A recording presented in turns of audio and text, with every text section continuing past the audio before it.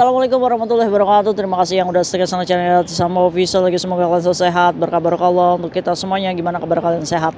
Alhamdulillahirobbilalamin. Kasih harus masya Allah, kasih doakan yang lagi sakit Allah sehatkan, teman kasih yang berjuang dan memajikan tentunya diberikan kekuatan sampai finish. Teman kasih yang bahagia juga tentunya jangan lupa bersyukur. Menikmati hidup, cuaca dingin, segar. Masya Allah.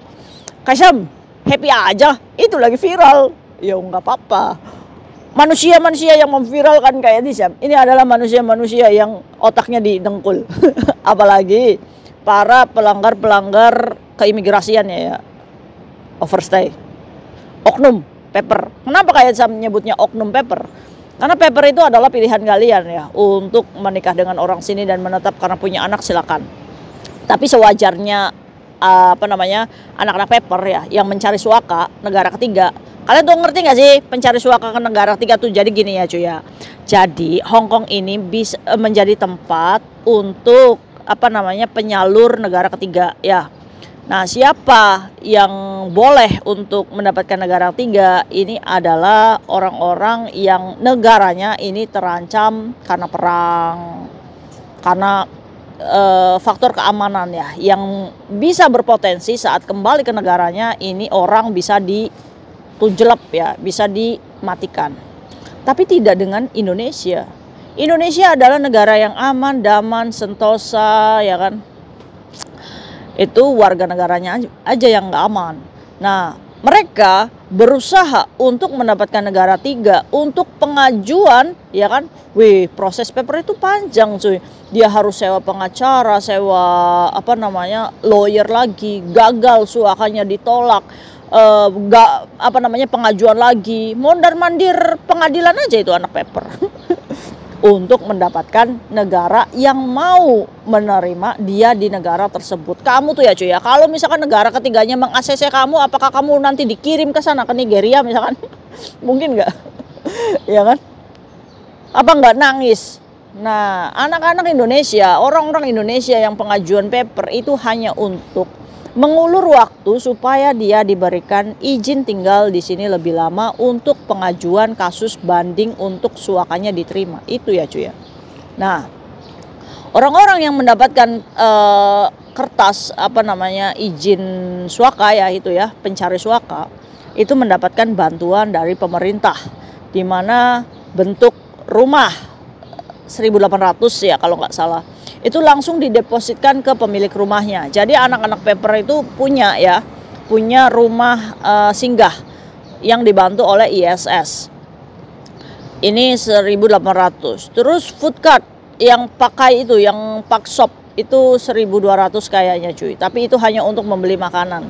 Dan uang patadong untuk dia setiap wajib lapor ke CIC, ke Tunmun sana untuk wajib lapor. Jadi kalau misalkan kalian pengen tahu mbak-mbak cantik yang jadi anak paperan ya, yang itu wajib lapor, datang aja ke imigrasi CIC. Di situ udah banyak tuh mbak-mbak laporan, wajib lapor. Lapor Pak, saya masih di sini nih Pak, ya kan, turun lagi jatahnya. Nah itu.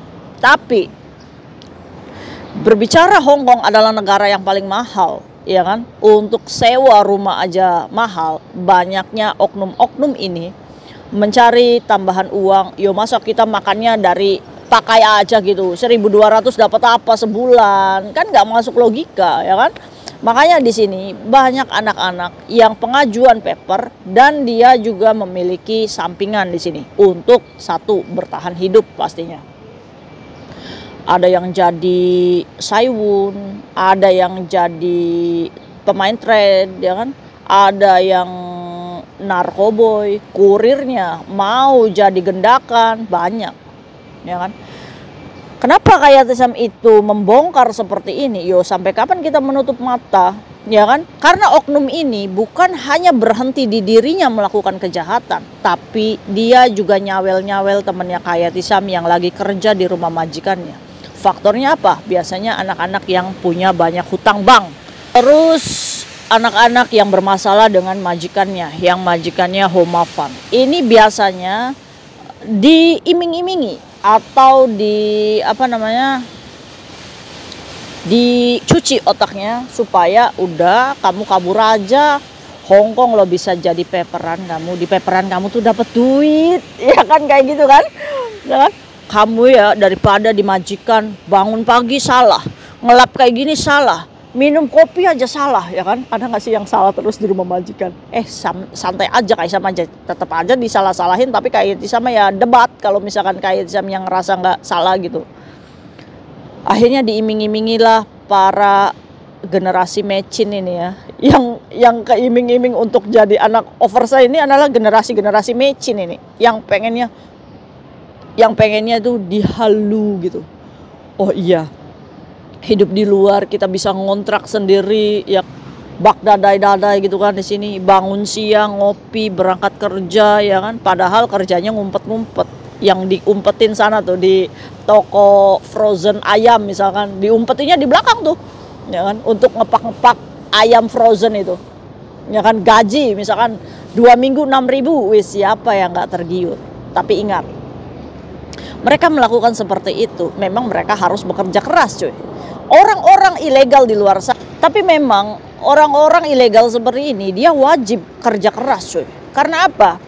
Karena untuk proses pemulangan dia ke Indonesia itu memang butuh uang. Kenapa Kak Isam butuh uang? Ya bayangin aja, saat kita surrender ya ke imigrasi itu kita menjadi tahanan luar. Nah kalau misalkan surrendernya sampai 5 bulan, misalkan 6 bulan wajib lapornya, otomatis kan kamu harus sewa kos sampai 6 bulan gitu kan. Harus sediakan tiket pesawat sendiri, apakah itu enggak sampai 30 sampai 50 juta ya. Jadi buat kalian ya anak ilegal di luar sana, Kak Isam sarankan untuk punya tabungan sekitar 50 sampai 100 juta. Kenapa Kak Isam bisa ngomong seperti itu? Karena Kak Isam kasusnya Jannah ya kan, anak overstay yang baru 1 bulan aja meninggal dunia di kamar kos, itu pemulangannya hampir 50.000 Hong Kong dolar. KJRI hanya membantu dokumen saja. Untuk pembiayaan pulang itu ditanggung sendiri cuy. Kalau misalkan memang kamu punya uang, bayar segitu. Tapi kalau enggak, keluarga kamu harus mondar-mandir untuk mengurus kepulangan kamu secara meminta bantuan kepada negara. Itu prosesnya panjang. Dan alhamdulillah prosesnya Jannah pun masih belum dipulangkan, masih ada di sini mayatnya. Sudah lebih dari 1,5 bulan. Ini bukan karena tidak ada uang, tapi karena prosedurnya adalah anak overstay. Itu yang harus kamu pahami ya cuy. Terus kayak Tisam yang di Caritas Ibu Martini itu pun anak overstay 14 tahun. Itu di rumah sakit Caritas 1,5 tahun berbaring. Kemarin nggak ada teman-temannya yang menjamin untuk mengepus ini untuk surrender. Saat kayak Tisam ke sana, Ibu Martini dalam keadaan yang sekarang udah lebih baik. Tapi dari keadaan udah lebih baik, dokternya sudah oke, ini udah bisa dibawa pulang. Tapi keimigrasiannya dia harus menempuh juga surrendernya 14 tahun. Kalian bayangin nggak? Ya kan? Kalau tidak ada orang yang membantu, otomatis kamu harus punya sadar diri. Di mana saat kamu masih punya energi untuk mengurus ke sana kemari untuk kepulangan kamu, pulang. Apa kamu nunggu mati dulu? Apa kamu nunggu sakit dulu? Isam nggak bisa ngomong untuk kasus ini.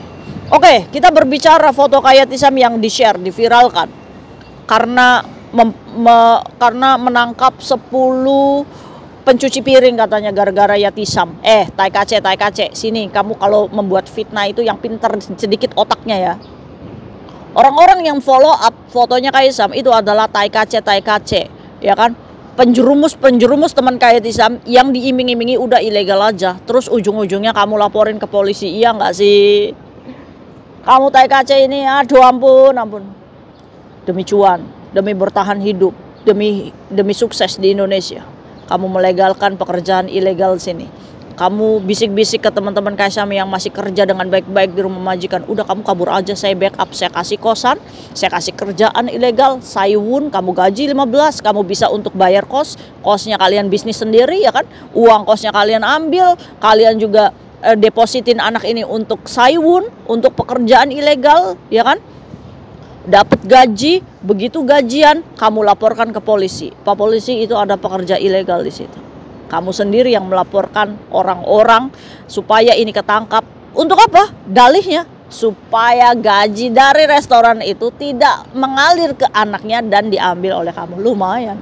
10 orang aja yang kamu laporin ke polisi ya, kamu dapat berapa? 100.000 Hong Kong dolar, ya kan? Per satu cuci piring itu 10.000. Kalau 10 anak kamu laporin, apa enggak 100.000 Hong Kong dolar? Apa enggak 200 juta penghasilan kamu? Hah? Kamu yang melaporkan sendiri, kamu wara-wara kayak Yatisam yang melaporkan. Wis, otakmu didengkul. Kalau kamu mau menipu publish seolah-olah Yatisam yang mengepus, mereka ketangkap. Salah besar kamu. Salah kamu berdebat dengan Yatisam seperti itu. Saya tidak takut, saya juga tidak malu dipermalukan seperti itu. Kamu tuh anak ilegal ya ibaratnya. Kamu pasang foto anak resmi dengan status kamu seolah-olah Yatisam yang melaporkan.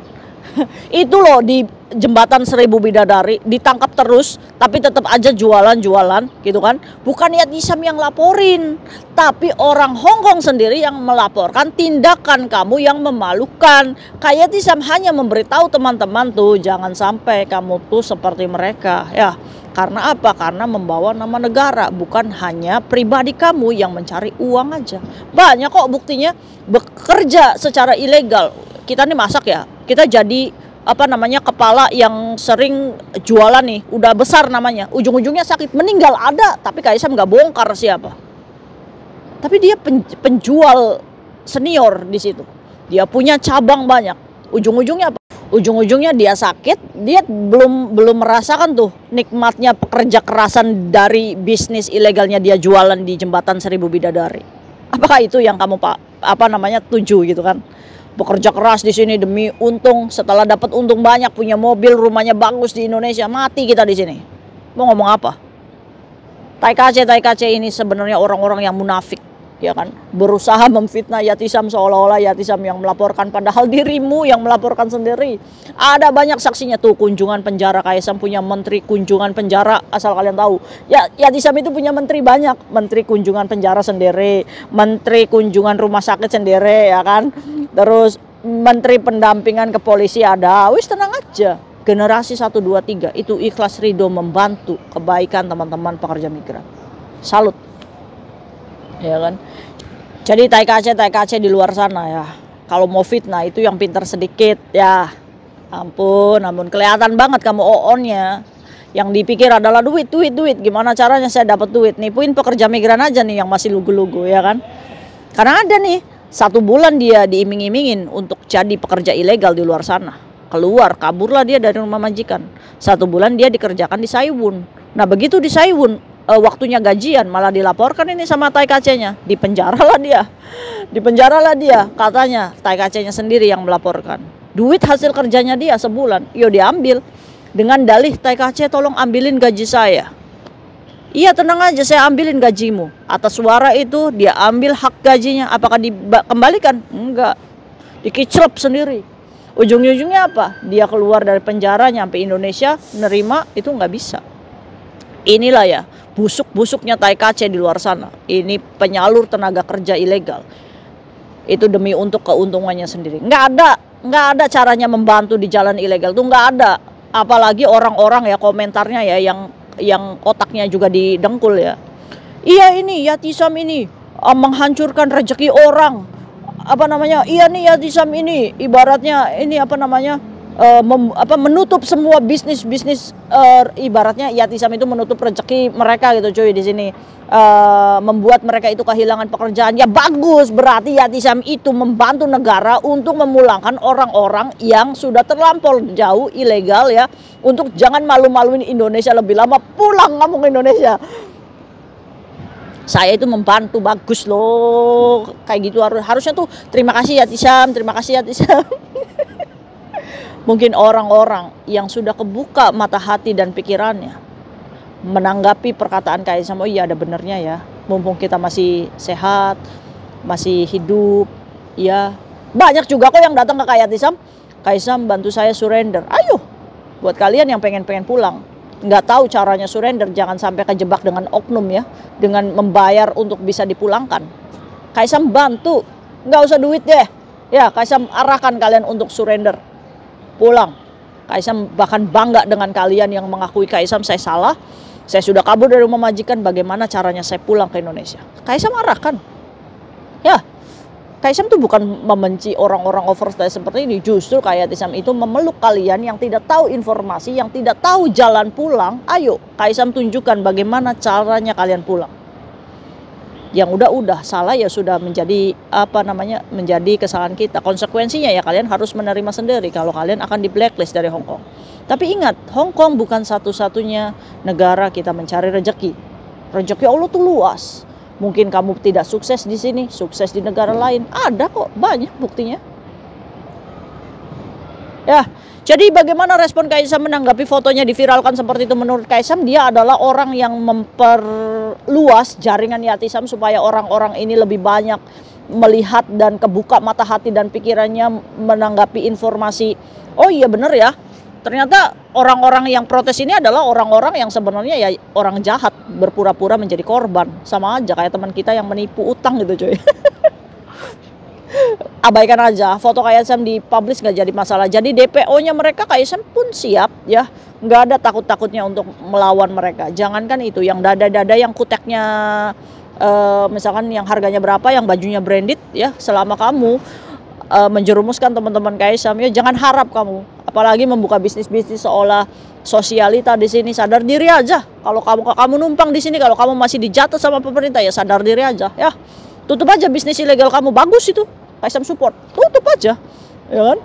Apakah Kaisam terus mereport? Terus. Kalau misalkan kamu masih bermunculan, saya tetap report sana. Kayak babi glocet kamu.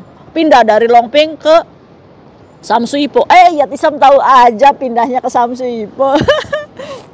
Tenang Mbak. Yang di Samsuipo-nya akan Kayatisam usulkan lagi untuk report ke imigrasi. Tenang aja, tenang aja sama Yatisam, beres. Membantu kamu untuk cepat pulang ke Indonesia. Makin sudah Kayatisam dibenci, nggak jadi masalah. Ya, buat Kayatisam, tidak perlu Kayatisam itu merubah semua orang.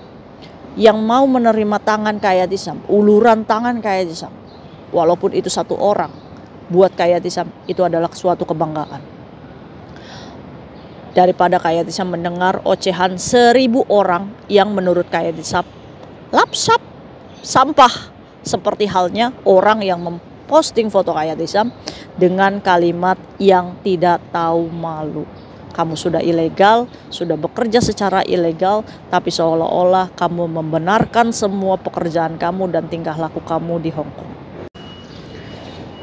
Oke, jadi mungkin itu sharing Kaisam pagi ini. Gibah semakin seru ya cuy ya. Tapi untuk teman-teman Kaisam gak usah takut ya di luar sana. Apalagi Gen 1, 2, 3 ya. Semoga semangatnya Kaisam ini memotivasi kalian untuk terus semangat menjadi pekerja migran Indonesia secara resmi.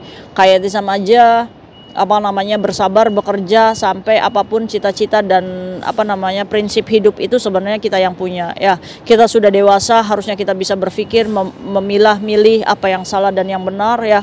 Ini bukan perkara tentang kesusahan kita sehingga menghalalkan segala cara untuk bekerja ilegal. Itu adalah tindakan yang salah. Sekali lagi, overstay itu bukan pilihan.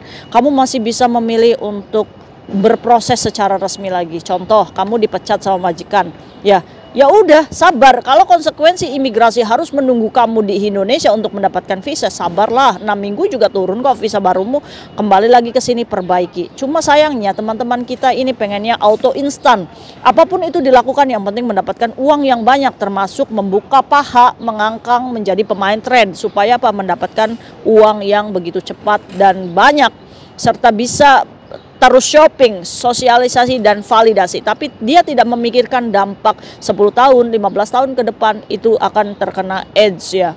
Ya untuk itu ya teman-teman Kaisam yang pintar ya, mulai hari ini semoga kita menjadi orang yang bersyukur, mulai dari benar-benar dari nol berproses, tidak ada yang instan sekali lagi.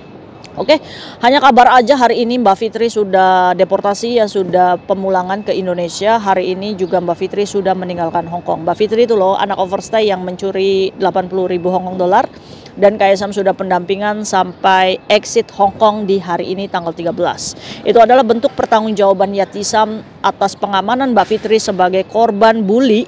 Itu dikarenakan konten Yatisam naik men-show up, memberikan sanksi sosial, bukan hanya sebatas konten dan sanksi sosial, tapi Kaisang juga bertanggung jawab tentang keselamatan Mbak Fitri ini sendiri sampai meninggalkan Indonesia. Terserah apapun dia berubah atau tidak di Indonesia, itu sudah bukan urusan Yatisam lagi. Oke? Selama dia di Hong Kong, karena dia kasusnya Kaisang follow up, jadi Kaisang punya tanggung jawab di situ. Jadi sudah ya, tiketnya dari Allah melalui jalan kayak Yatisam. Udah, mungkin itu sharing Kaisang pagi ini, semoga memberikan semangat untuk kita ya cuy ya. Jangan takut dan jangan terkecoh oleh penampilan anak-anak pekerja ilegal di luar sana. Percayalah, apapun yang ditampilkan itu tidak sebanding dengan tekanan batin yang dia rasakan ya. Pekerja ilegal di luar sana, yuk kita tinggal senyumin aja. Oke, see you next video, bye bye. Assalamualaikum warahmatullahi wabarakatuh. Bye.